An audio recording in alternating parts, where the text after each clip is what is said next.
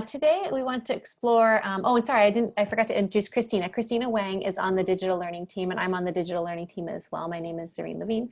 I was previously at Chavez for many years, and this is my first year on the digital learning team. All right, so PK through 2.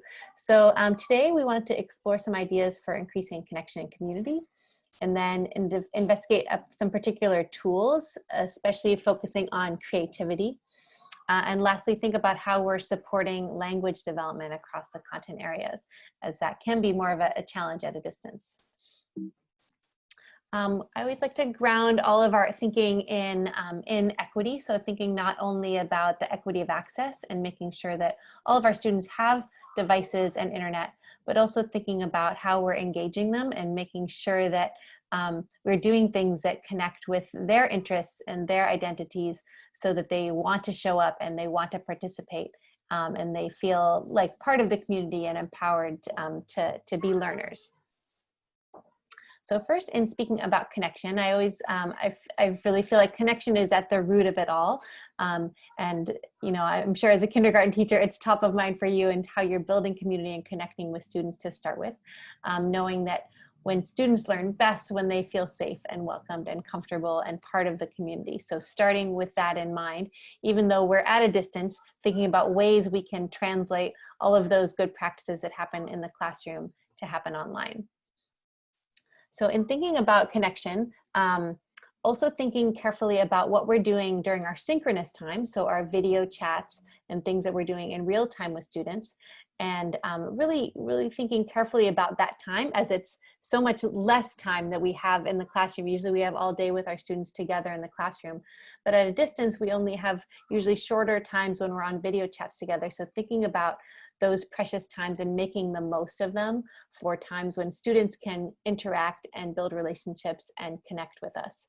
And then using the asynchronous time where students can view things that you have created for them, either activities or videos that they can view. And so thinking about also what belongs in each category, which is a really different way of thinking than we would in the classroom, since we have all day with them. Since now we're split into the synchronous and asynchronous time, thinking about what can belong in each. So maybe it makes sense to do a read aloud at synchronous time, or maybe that's something that can move into asynchronous time that students can view and view multiple times on their own, and using that synchronous time for things like games or getting to know them or them sharing things about themselves. So thinking about how we can create moments of genuine connection virtually, and I'm sure that you have so many games and activities that you do in the classroom, and maybe some of the same ones here, and thinking about which one of those can translate into an online environment and which ones might need to be adapted, or maybe ones you can't even do. And so here are just a few brainstormed that might work for your classroom.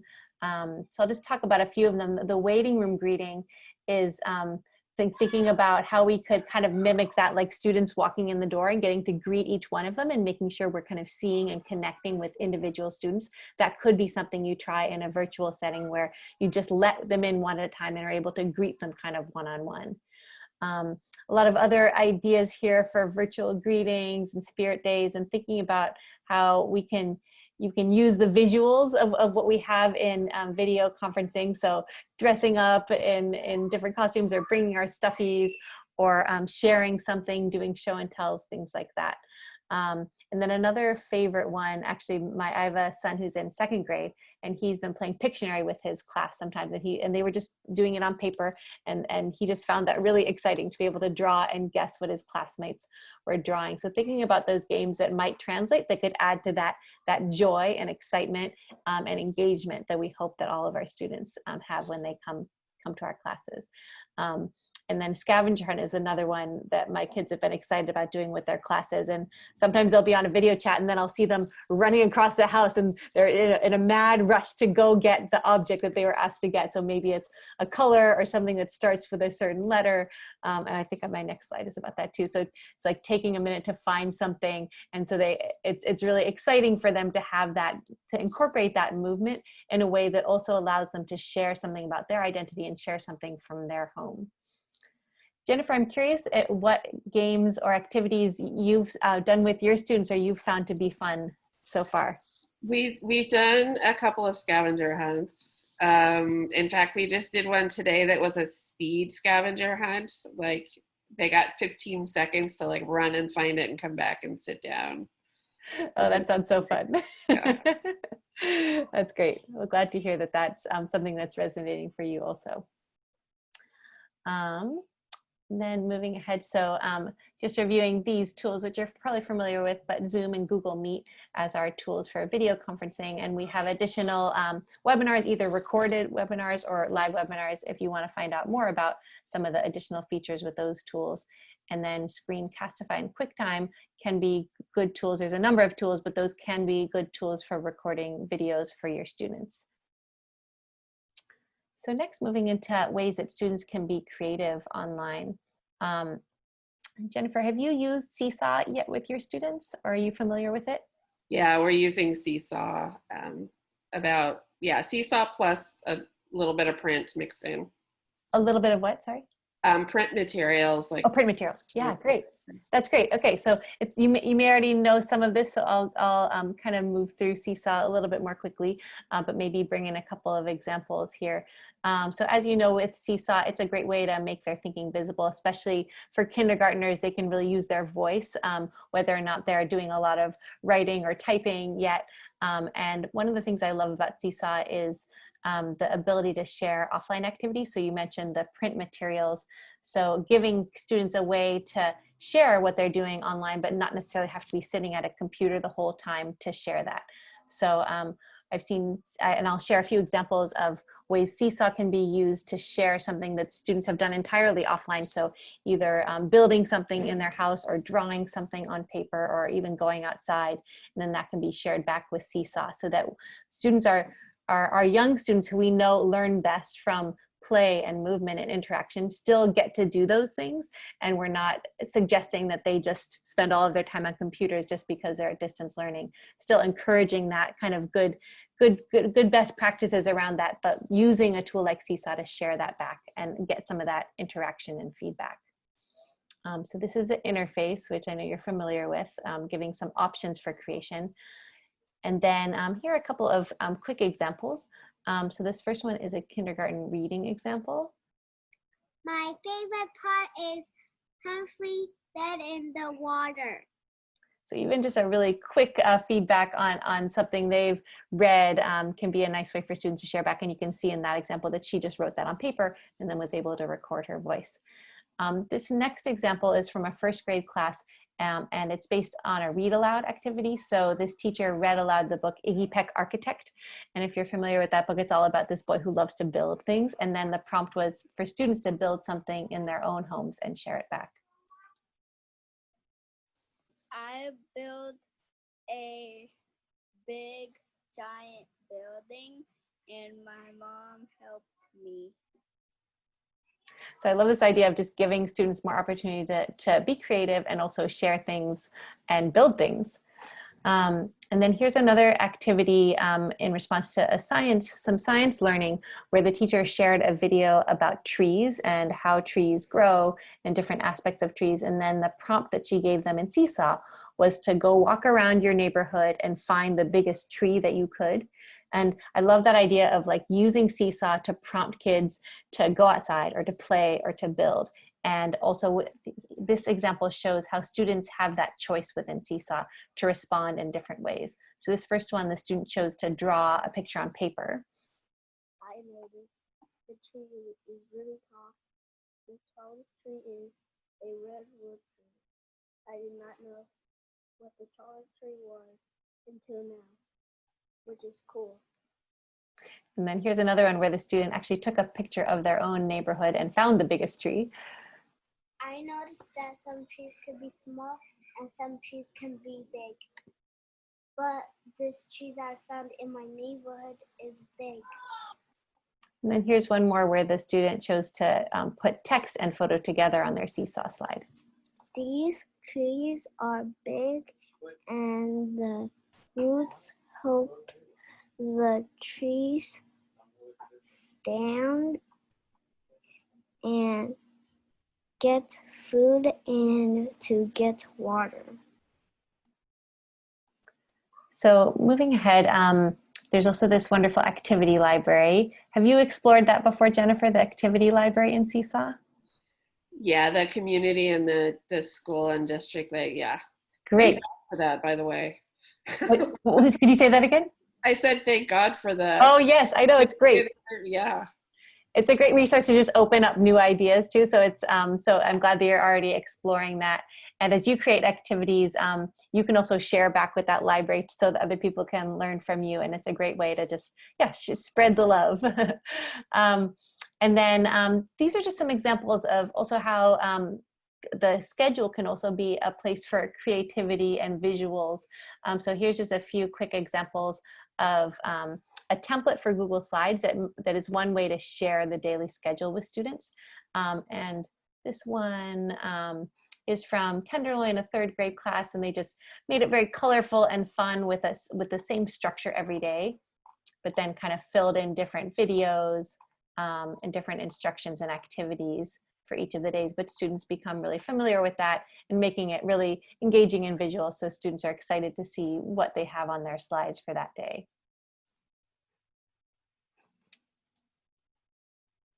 So that was Seesaw and Google Slides. Any other questions or comments so far, or should I keep moving ahead?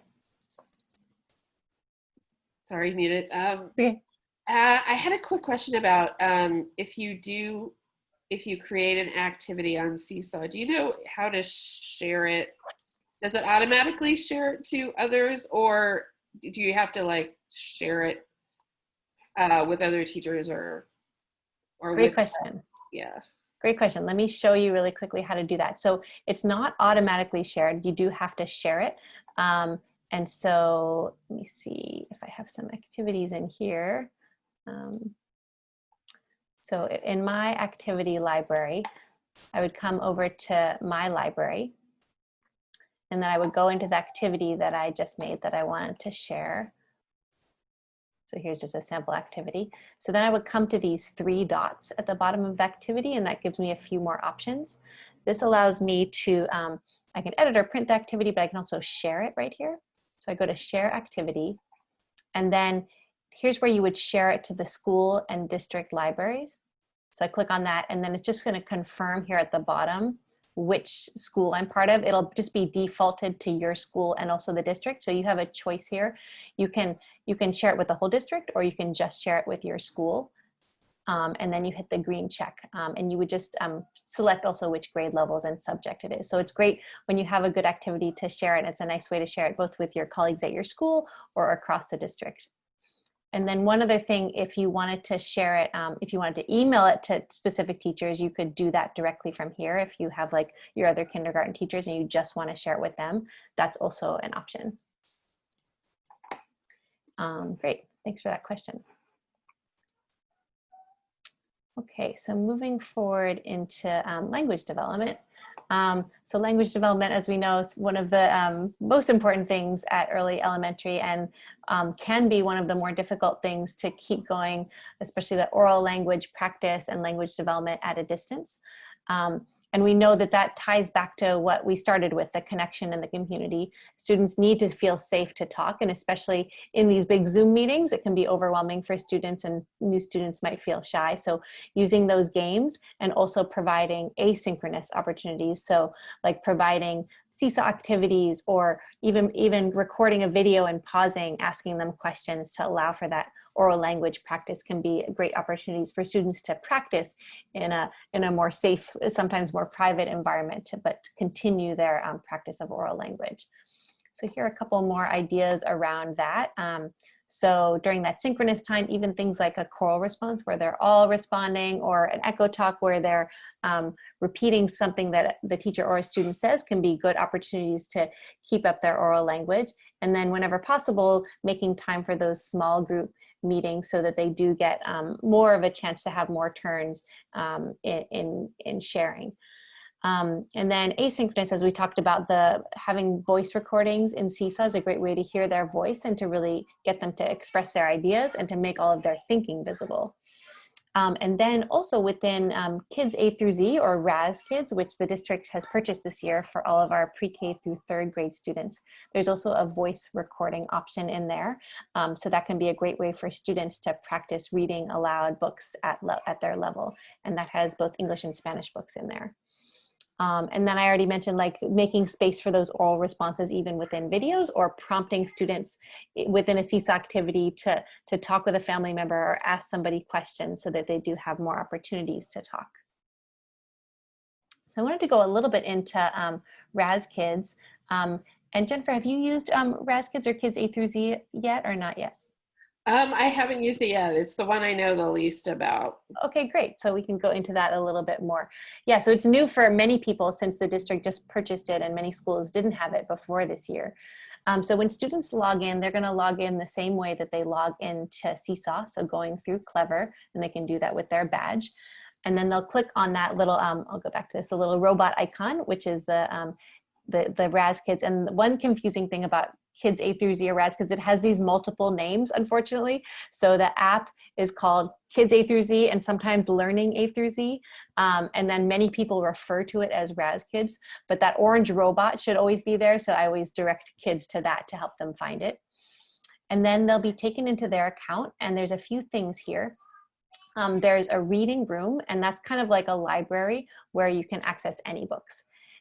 Teachers can assign particular books to students, and that can be in My Assignment. And level up will be like as they're progressing through books, it'll give them the next level once they've read books at their level and passed a quiz to kind of show understanding.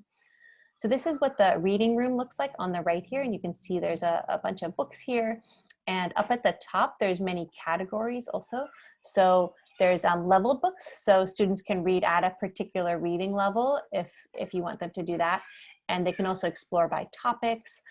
There's also nonfiction books, and there's also, if you were to click on this arrow, you would also get to Spanish books. There's also some fun songs and poems that students really like exploring.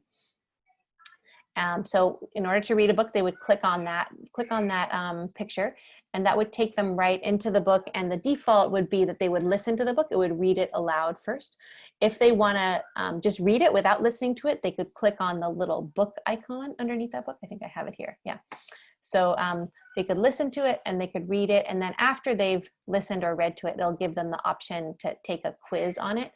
And that quiz, it's in text, but they can also listen to the questions and the answers for the quiz if hearing the words is easier for them. And then when they click on read, there's a few extra options within RAS Kids that are really nice. So when they click on read, they get this extra icon for recording. They get this little microphone. Then they also get some other things that I'll show you. So first of all, this microphone, when they click on that, they'll get these recording controls. And so they'll be able to hit the record button and then page through the book and read it aloud. And then that'll be saved. And then you in your RAS Kids account will be able to see students' voice recordings.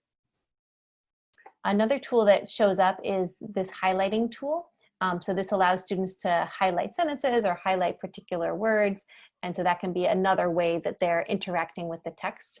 And then there's a few more tools up here. There's a little journal that they can write things in. And so there's a few different like little tools that can make it fun for them to interact more as they're reading a book. And if they want to save certain ideas about a book or favorite words or anything like that, you can direct them to do things like that. Yeah, so I encourage you to check out RAS because I think there's a lot of fun books in there for students to explore. And they can both listen and read and record their own voice. And then here's just one more example of oral language with Seesaw. So this was after the teacher gave them a read aloud. And I think that in this case, it was Mean Jean, the recess queen, and she recorded a video of her reading that story. And then students responded with their own thoughts about the book afterwards on Seesaw. So first, if you want to help Mean Jean, you should ask her to play with a friend and play on a jump rope or in a play structure. Bye. And it's really fun to hear students' voices, and it's also really fun for students to get to hear each other's voices. So within Seesaw, that ability for them to see each other's assignments has been really fun. I noticed for my own kids as another way to interact when they don't have that, you know, daily constant interaction of their peers. This is at least one way they can see each other's work and hear each other's voices. And then these are just some other ideas of ways that you can encourage kind of interaction and active listening in something like a Zoom call, teaching these hand signals for agree or build on or disagree, so that students are using those visuals during a Zoom meeting to kind of stay actively involved and listening. And then another idea is teaching them these sentence frames that could be reinforced with a Seesaw activity. So could be a practice for them to say, I agree with blank, or I think blank, and they could practice that in something like a Seesaw activity to build their confidence so that they learn to do that more in a whole group setting and maybe on a Zoom meeting. So that's another way for that oral language practice. And I was mentioning this earlier, like getting that feedback from peers and that ability to see each other's work. This is my older son, who's now in 4th grade. They had to build some chain reaction machines. And then he was so excited. I remember when he was doing this last spring, when his classmates were commenting on his work, and that he got to see their work and comment on them as well. And again, that commenting can happen in text with typing, or students can also record their voices to give each other those comments and that feedback. And I wanted to mention this. This is something new that is just coming out. I don't think it's quite out yet. Have you gotten any messaging about this yet, Jennifer, these STAR reading assessments? Not yet. Okay, good. So this is coming up soon. So this is what the district is going to do to assess some early, for our K-2 students, to assess their reading, since we have to do it at distance. So it kind of is taking the place of like a F&P reading assessment, but it's going to be all on the computer, and it's adaptive. So that means, like, as students get things right or get things correct or incorrect, it will give them different questions. It'll have it in English and Spanish. It's about 20 to 25 minutes long, and they'll be logging in the same way that they log into all their other things through Clever. And this is the icon. It's an R because it's the STAR assessment is put out by Renaissance. And then, so you'll be getting a lot more information about this. So don't feel like you have to do anything yet, but just kind of like a heads up that this is coming. And it'll be all online, and then the scores will show up in Illuminate. So you'll probably be notified about this, and then in a couple of weeks. And there's a web page up here that gives a little more info about it, and it's going to be filled in more as we get into it more deeply. I think they're just like kind of like making plans for this. All right, so we talked about Braz Kids and Seesaw and this new STAR test as ways to get students' voices, practice that oral language, and be giving some feedback and assessment as well. And then I just wanted to talk about a few family resources also. So we just wanted to emphasize with especially our youngest students that we know that these Chromebooks are new to most of them.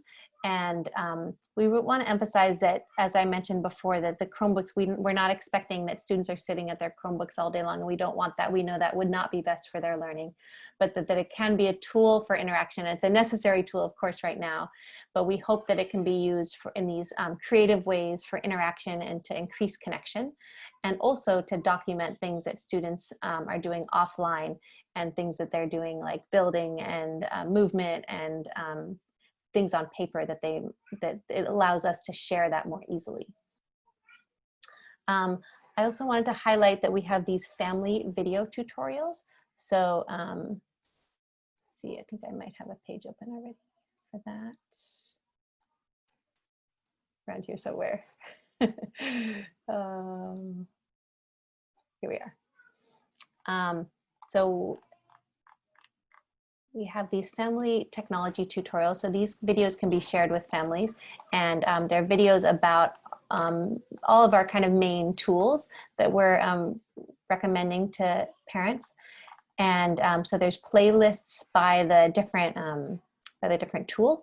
And then also at the bottom of this page, we have tutorials in many different languages. So we have videos about all of those tools in Spanish and Cantonese, Mandarin, all of these languages. So this is something that can be shared with students, shared with students and families as a way to help them understand how to use these tools and in other languages if that's helpful. We also have printed resources, and these printed resources went home with anyone who picked up materials from their school. So these were the packets that went home if they picked up a Chromebook or if they came to pick up materials, but they're also online. If anyone didn't pick up things or if they need another copy of it, you can find this, and this is also in multiple languages. And then lastly, we have this slide deck that we wanted to make available to share with families. And it talks about many of the things that I've been mentioning here, how we hope that families will be supporting students and doing things like reading together and exploring and playing and emphasizing all of that good kind of interaction that really is part of learning, that sometimes we forget it is an important part of learning when students are, doing chores or going outside and playing or building with blocks. And so we want to emphasize to families that those are really important parts of their learning and should be valued and continued. So this is a slide deck that can be shared with families if that's helpful. And we also want to emphasize with technology that we know that parents are busy and it's not going to be possible all the time, but when possible, having parents do things together with their children really is going to increase their learning and increase their joy and increase their connection in terms of what students are doing at school.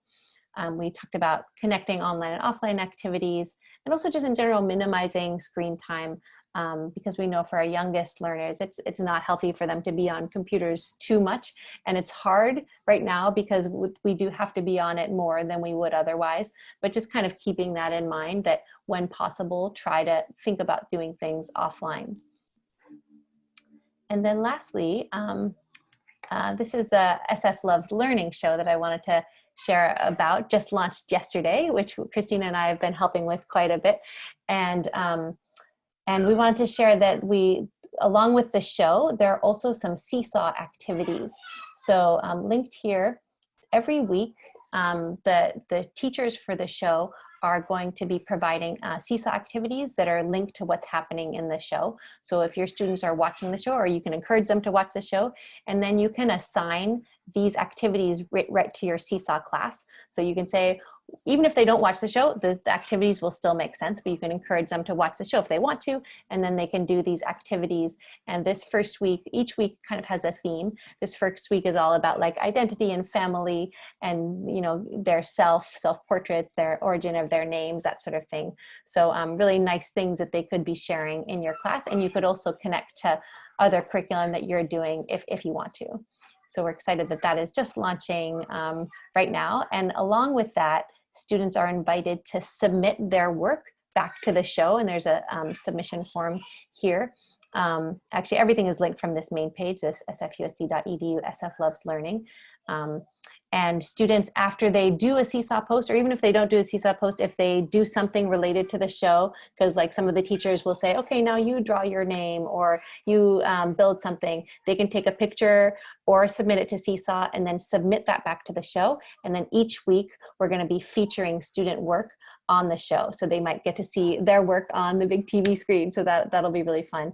And we also want to encourage teachers and other community members and families to submit things for the show. If there's any lesson or activity or game or song or anything that's been valuable for you, your students, that you might like to share with the whole community, we invite you to make a video, and there's some guidelines around how to do that if that's something you're interested in. And so we also invite you to share this with your other K-2 teachers at your school if they don't already know about it. And then lastly, I just have some other links here to our professional learning calendar. So there's many other recorded webinars and live webinars to check out.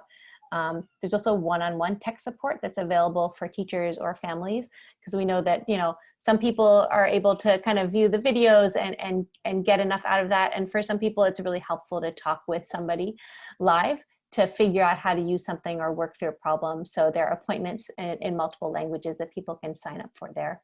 I have some links for getting started with Seesaw. It sounds like you're already using Seesaw, but there's some help there in case any colleagues want some more information about that. some virtual meeting guides, and lastly, the computer science K through 2 lessons. So we have a computer science department. I don't know if you're familiar with them, but there are some great lessons in here that they've developed. And some of it won't work at a distance, but some of it is offline activities that are just like thinking routines that are kind of more based in logic and computational thinking that might be fun things that you could try. And our computer science department is kind of actively developing more ways to do that on Seesaw. But right now, if you're interested, you could access those lessons as well. So that's kind of the main things that I wanted to present. I'm wondering, Jennifer, what other questions or ideas you wanted to share with us?